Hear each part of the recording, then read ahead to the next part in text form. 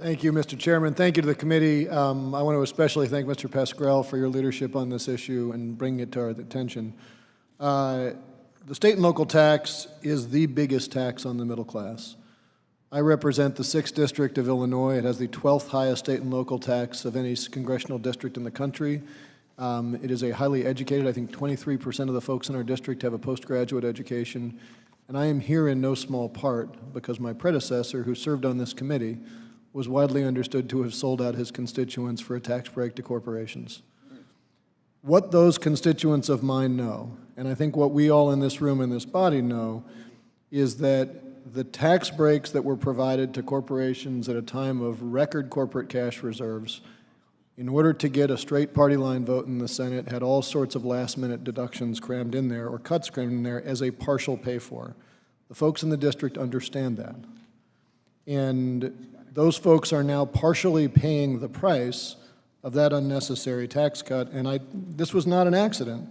That politically motivated attack on blue states like mine, so-called blue states, targeted Illinois' freedom to invest in its people and improve the quality of life so that it can remain an economic driver for the country.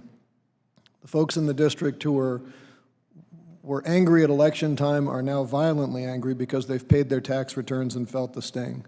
Many of them are seeing $1,000, $2,000, $3,000 more than they thought they were going to pay. These are teachers, nurses, law enforcement officers.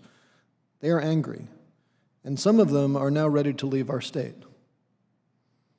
The SALT deduction has been a part of our tax code in every year we have had a tax code. It exists to acknowledge the principle that the federal government should encourage state-derived investments and self-sufficiency and afford states with the independence to chart their own path and act locally. That's why one of the first things I did after getting here was to introduce H.R. 1757 with Representative Underwood.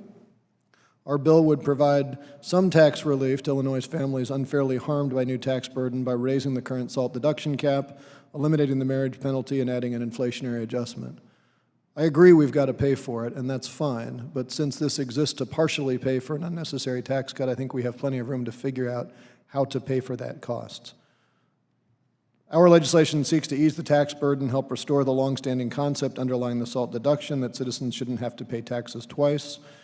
And it doesn't just help homeowners who itemize their tax filings. By avoiding state and federal competition for finite tax resources, the SALT deduction enables Illinois to make critical investments in infrastructure, public education, economic development, and public safety. Those investments are the future of our state. I am proud to represent a state that contributes more than it takes from the federal government. It's a credit to the state, it's a credit to the hardworking people who live there, and we need to make sure that we keep them. It's time to address the tax burden on middle-class families and allow states and localities to invest in their futures. Thank you.